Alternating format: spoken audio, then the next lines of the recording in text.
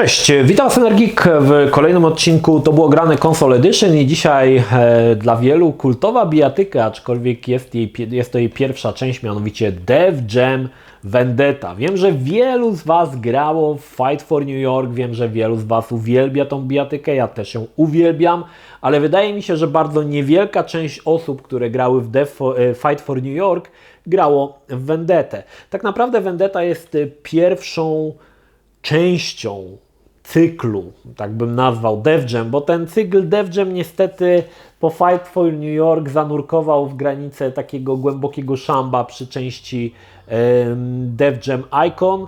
Potem było coś jeszcze takiego, co się nazywało Def Jam Rapstar. To chyba nie było powiązane, bo to była chyba gra muzyczna, tak mi się wydaje, nie wiem, nie grałem już w to. Natomiast pierwszą częścią, która rozpoczęła cykl trylogii bijatyk z raperami, było Def Jam Vendetta. Ja powiem Wam, że podchodziłem kilka razy do tej gry i nie mogłem się jakby tak zebrać, żeby w nią tak porządnie zagrać. Dlaczego? Ponieważ choć jest to gra, z której wyrośnie potem fantastyczny Fight for New York i ten tytuł ma dużo tych elementów, które są w Fight for New York, gra widać, że jest mocno taka archaiczna pod kątem tego, co zobaczymy w drugiej części. Widać, że tutaj próbowano coś zrobić, ale jakby te pomysły zostaną dopiero oszlifowane w przypadku Fight for New York. Jedną z ciekawostek jest historia. Oczywiście historia to jest prosta jak konstrukcja cepa, aczkolwiek tutaj warto wspomnieć, że wcielamy się w bohatera, którego sami nie tworzymy jak Fight for New York. Możemy wybrać jednego z 4 chyba typów do wyboru i walczymy z kolejnymi raperami, natomiast głównym bossem tutaj jest T-Mob, pod którego podkłada głos Christopher Judge. To jest ten typ. I dlaczego to jest ciekawe? Dlatego, że on jest tutaj jakby głównym bossem, ale w drugiej części my jesteśmy jakby jego pomocnikiem.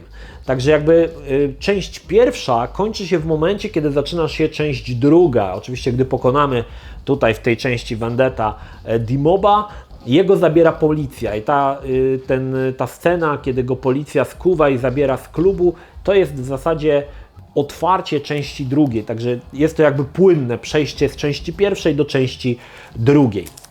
Ponownie, tak jak mówię, mamy tutaj tych raperów, z którymi walczymy, aczkolwiek tych raperów może za dużo nie ma i dużo tych pomysłów, które znajdziemy w Fight for New York tutaj są, ale one są jakby, można powiedzieć, jeszcze takie tak trochę eksperymentowali, jak to zrobić. Może tych raperów, tak jak mówię, nie ma wielu, natomiast jest kilka rzeczy, które pojawią się w Def Jam Fight for New York, między innymi to, że nasz bohater może podrywać laski, no i te laski potem ze sobą walczą.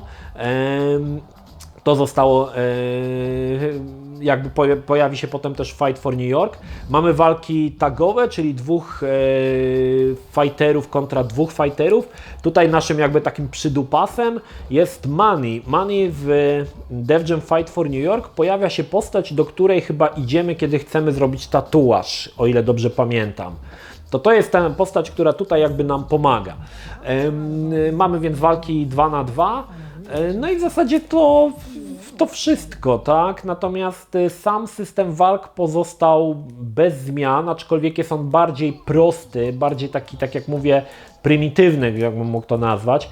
Dużo rzeczy dużo rzeczy, które były w Fight for New York. Nie możemy zmieniać ciuchów, robić sobie tatuaży, zmieniać fryzur.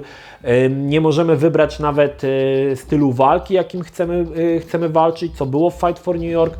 Tutaj jakby chyba styl walki jest przypisany do danego hipka, którego wybierzemy. Także dużo tych fajnych elementów, które były w Fight for New York, tutaj po prostu nie ma. Prawdopodobnie z czasem, po wydaniu tej gry, twórcy posłuchali graczy, co by się zdało, żeby dodać i to się pojawiło, tak? Bo możemy tam potem biżuterię kupić, ciuchy, wszystko, tatuaże. Bardzo fajna kustomizacja postaci jest w Fight for New York. Tutaj nie ma w ogóle tej kustomizacji postaci. Postać dostaje nowe wdzianka, ale one jakby są automatycznie przydzielane. Nie możemy ich wybrać, tylko dostajesz i już, i tyle. Również jeżeli chodzi o oprawę, jest ona taka troszkę bardziej prosta i też taka troszkę bardziej taka nieociosana, mam wrażenie.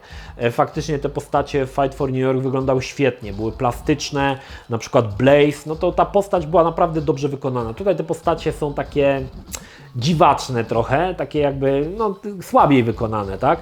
Natomiast jeżeli chodzi o samą walkę, bo kwintesencją Def Jama jest walka, ponownie opiera się to na w zasadzie prostych założeniach, gdzie możemy zadawać piąchy i możemy łapać przeciwnika i wykonywać na nim rzuty.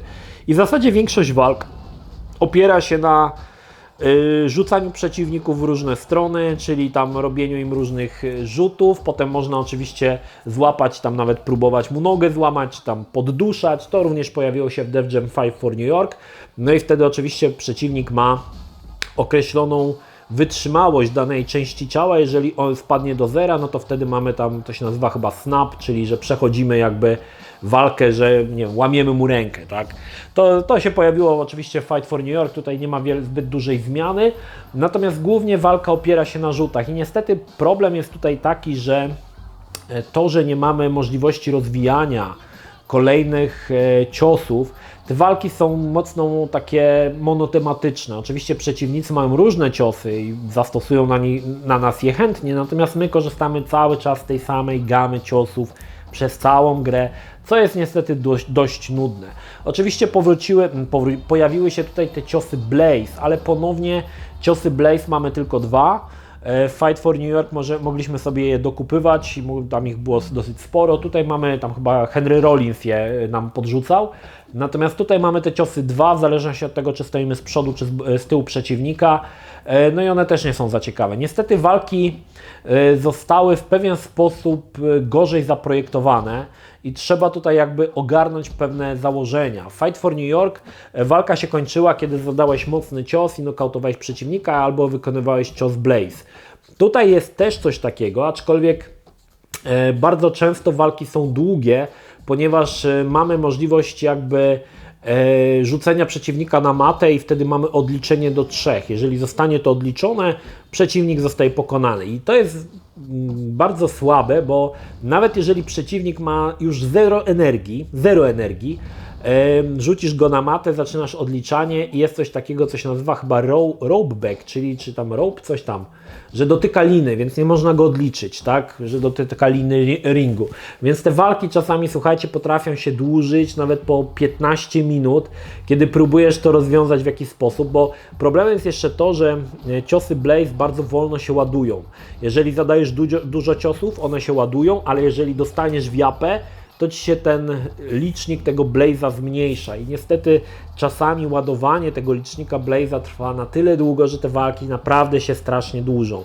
Nie są one na czas, więc czasami grasz po 15 minut w jedną walkę, pakujesz te ciosy cały czas tymi samymi rzutami, przez co gra zaczyna być niebezpiecznie nudna i powtarzalna i to jest, wydaje mi się, największy zarzut Def Jam Vendetta.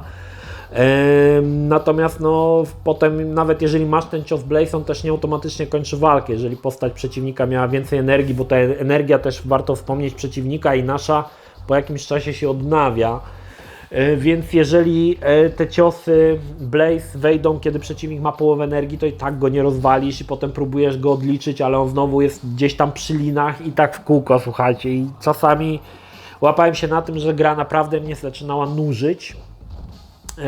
I niebezpiecznie właśnie zbliżała się do tego, że no, zaczynałem już z nudów zerkać na zegarek, ile to jeszcze potrwa.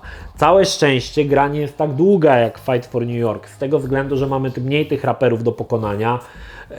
Nie ma tutaj Snoop Dogga, aczkolwiek pojawi się świętej pamięci DMX, mamy Capone, mamy chyba, kto tam jeszcze jest z takich znanych bardziej, Ghost Killa, jest Method Man, o ile dobrze pamiętam.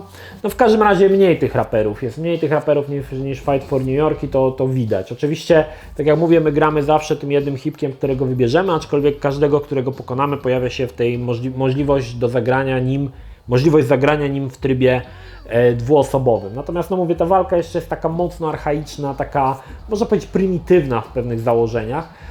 To widać, że zostanie naprawione w Fight for New York, gdzie fajnie to wyprowadzą tak jak powinno być, tak? Natomiast no tutaj mamy taki, dość ciężko się w to gra i ja powiem Wam, że podchodziłem do Vendetty kilka razy i zawsze się zatrzymywałem na pierwszej walce, bo mówię, no nie dam rady tego przejść, nie dam rady. Jest to po prostu jakieś takie dziwne, nie?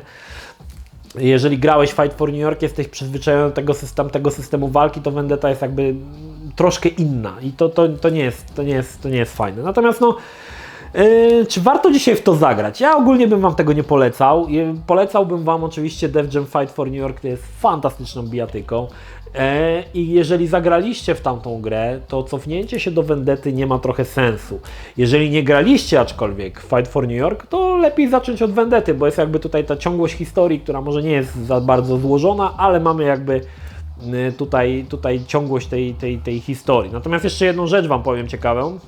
Oczywiście również mamy tutaj fantastyczne rapowe kawałki, które nam znanych raperów amerykańskich i to się nie zmieniło. Muzyka jak zwykle stoi na wysokim poziomie, aczkolwiek mam wrażenie, że część tracków powtarza się potem w Fight for New York. Natomiast jeszcze tutaj Wam powiem jedną ciekawą rzecz. Otóż możemy za zebraną kasę odblokowywać zdjęcia naszych dziewczyn, których są chyba 4 albo 5. No i tutaj to jest ciekawe, że to są zdjęcia prawdziwych dziewczyn, że one są jakby przeniesione tutaj do gry, ale zdjęcia, które odblokowujemy, to są prawdziwe zdjęcia dziewczyn. No trzeba przyznać, że ładne, no okej. Nawet mi sprawiało radochę odblokowywanie fotek tych dziewczyn. Także tutaj też taka ciekawostka, której później jakby w Fight for New York już niestety nie będzie. Z tego co widzę, PSW dało 9/10. Ja bym tej grę, gdybym nie grał w Fight for New York, pewnie bym wysoko ocenił tą grę, ale jeżeli już mam porównanie, no to widzę, że ta gra już taka dobra nie jest. Także jeżeli jesteś fanem raperów, rapu, podobał Ci się Def Jam, no to zagraj, zobaczysz z czego powstało Fight for New York, czyli ta naprawdę fajna bijatyka, jakie były początki. Jeżeli nie grałeś, a jesteś chętny, no to zacznij od Vendetty i potem sobie płynnie przejść do Fight for New York. Natomiast ja jeszcze tutaj na koniec dodam, że została nam ostatnia część do zrecenzowania, Def Jam Icon. I powiem Wam tak, Def Jam Icon powinno się raczej znaleźć w Zagrajmy w Krapa. Aczkolwiek gra troszkę nie ma zbyt dużego potencjału na Krapa, więc pewnie pojawi się w końcu w to było grane Console Edition. Tylko jak sobie pomyślę, że no mam zasiąść do tego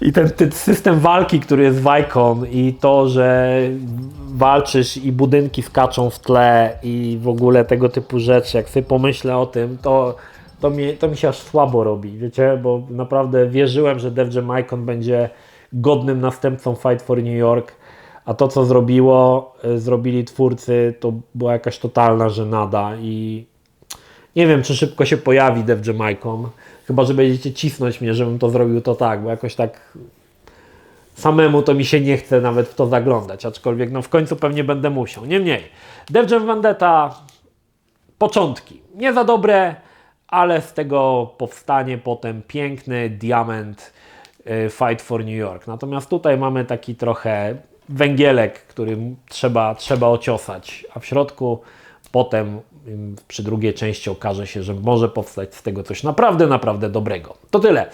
Pozdrawiam Was, Energik, trzymajcie się, do następnego. Cześć.